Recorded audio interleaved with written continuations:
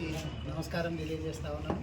అదేవిధంగా ఈరోజు ఈ ప్రెస్ మీట్లో నాతో పాటు పాల్గొంటున్నటువంటి తోటి మాజీ శాసనసభ్యుడు మహేష్ రెడ్డి గారు, సీనియర్ నాయకులు వేణుగోపాల్ రెడ్డి గారితో పాటు చాలామంది ఉన్నారు. అందరి పేర్లు చెప్పలేకపోతున్నా, ఎందుకంటే చాలామంది ఉన్నందుకు అందరు మన్నించాలా. అయితే ముందుగా ఈరోజు హరీష్ రావు గారిని, సబితా ఇంద్రారెడ్డి గారిని, నరేందర్ రెడ్డి గారిని, మా మహేష్ రెడ్డి గారిని, నన్ను, మా నాయకులను చాలామందిని అక్రమంగా అరెస్టు చేయడాన్ని తీవ్రంగా ఖండిస్తున్నాం. బీఆర్ఎస్ పార్టీ వికారాబాద్ జిల్లా తరపున అక్రమంగా అరెస్టు చేసినటువంటి విషయాన్ని తీవ్రంగా ఖండిస్తూ ఉన్నాం.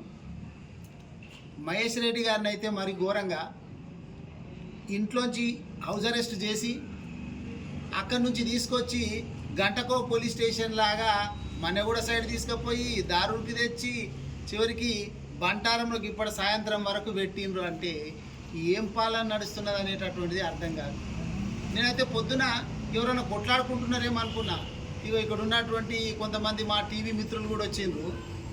ఆ వికారాబాద్ పోలీసు వాళ్ళు వచ్చి 4-5 గంటలకే లేపుతున్నారు. ఆడ ఏమైంది, ఎవరైనా కొట్లాడుకుంటున్నారంటే కాదు, మీరు ఎక్కడికి పోవద్దు, మిమ్మల్ని ఇక్కడనే ఉంచడానికి వచ్చినాము అని చెప్పి పొద్దున 4-5 గంటల నుంచి ఇప్పటి సాయంత్రం వరకు కూడా ఇంట్లోనే ఉంచారు. ఇప్పటికూ నాకు తెలిసి పోలీసు వాళ్ళు ఉన్నారు ఇంకా మా ఇంటికాడ. ఏం పాలన నడుస్తున్నది అనే దానికి ఈరోజు చూస్తూ ఉన్నాము. ఇప్పుడు మనోళ్ళందరూ చెప్పినట్టు ఎన్ని చేసినా కానీ ఏమనుకుంటున్నారు రేవంత్ రెడ్డి గారు అంటే, జనాలు గట్లాగే తిడతారు. నిన్న వినుంటారు మీరు ఆల్రెడీ బాసర్లో, రోడ్డు మీద తిడుతున్నారు నన్ను జనాలు అని చెప్పారు. మరి జనాలు రోడ్డు మీద తిడుతున్నారు అని చెప్పి తెలుసుకున్నటువంటి నిన్ను ఎందుకు తిడుతున్నారో కూడా ఆలోచన చేసుకోవాలి కదా. బూతు మాటలు తిడుతున్నారు రోడ్డు మీదే పట్టుకొని అని నీవే చెప్తివి. మరి ఎందుకు తిడుతున్నారు, ఎక్కడ పొరపాటు జరుగుతున్నది అనేది రేవంత్ రెడ్డి గారు ఆలోచన చేసుకుంటే బాగుంటుంది. భూములు తీసుకుంటున్నావు, ఏం చేద్దామని? ఇండస్ట్రీస్, ఫార్మా కంపెనీలో పెడదామని కదా. మరి ఇప్పుడు మా వికారాబాద్ నియోజకవర్గంలో నేను ఉదాహరణ చెప్తా. మోమిన్పేట మండల్లో ఎన్కతల లోపల దాదాపు 1100 ఎకరాలు మేము సేకరించి పెట్టినాం. మేము సేకరించి పెట్టినటువంటి ల్యాండ్ ఇప్పటి వరకు దాన్ని మొత్తం ఒక రూపు కూడా తీసుకొని రాలే. మేము అక్కడ ఫార్మాసిటీ గురించి అక్కడ ఎంతగానో ఎన్ని వేల ఎకరాలు తీసుకొచ్చి పెడితే 14,000 15,000 ఎకరాలు తీసుకొచ్చి పెడితే దాన్ని ఏం చేసుకొస్తారు మీరు? అంటే నీ ఉద్దేశం ఏంటి అంటే, ఇప్పుడు బయటనేమో జనాలు అనుకుంటున్నారు రియల్ ఎస్టేట్ మొత్తం పట్టిపోయింది, ఎవడు భూములు కొంటలేదంటే ఇంకా ఏడ మిగులుతాయి అనుకుంటారు. ఉన్న భూములన్నీ నువ్వే గుంజుకోబడుతుంది. అందుకే 1-2 ఎకరాలు కొనేటువంటి కూడా భూములు లేకుండా చేస్తున్నదే రేవంత్ రెడ్డి. ఈయన ఉద్దేశం ఏంది? జనాలు తిట్టుకొని, జనాలు ఏమన్నా అనుకొని, ఏ పార్టీ గంగలన్న పోని. ఎందుకంటే మీ పార్టీ ఆల్రెడీ గంగల పోయిందని నీకు కూడా తెలుసు. మీ పార్టీ మళ్ళీ 15 సంవత్సరాలు తెలంగాణ రాష్ట్రంలో రాదు అని నీకు తెలుసు. అందుకేం చేయాలి మరి? వీలైనన్ని భూములను కొల్లగొట్టుకొని దాని మీద డబ్బులు సంపాదించి నెక్స్ట్ పార్టీ ఫిరాయించాలా అనేటటువంటిది నీ ఉద్దేశం. వీలైతే సొంత పార్టీ పెట్టుడా, లేకపోతే బీజేపీ లాంటి పార్టీలకు పోయి మళ్ళా కొంతమంది ఎమ్మెల్యేలను కొనుక్కోనో ఏదో చేయాలి. నీ కార్యక్రమము, నీ ఎజెండా, నీకు హిడెన్ ఎజెండా అనేటటువంటిది ఖచ్చితంగా నీకు ఉంది.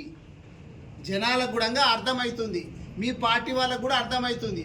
అందుకే నువ్వు ఏడుకోయినా కానీ బీజేపీలను కలవనికపోతే వెనకన బట్టినో ఇంకెవరినో నీ సంకలం పెట్టి పంపిస్తున్నావు.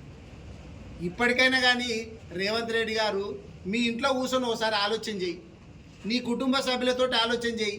నీ వెల్విషర్స్ ఉంటారు కదా, జనాలు ఇంతగానం తిడుతున్నారు, ఎందుకు తిడుతున్నారా భయ్, నేను ఏం పొరపాటు చేస్తున్నా అని చెప్పి ఒక్కసారి ఆలోచన చేస్తే నీకు తెలుస్తుంది తప్ప నువ్వు ఎవడు ఏట్లన్నావని నేను మాత్రం మూటలు తీసుకుపోతా అనేటటువంటిది నువ్వు చేస్తున్నావు అనేటటువంటిది జనాలకు చాలా క్లియర్గా అర్థమవుతుంది.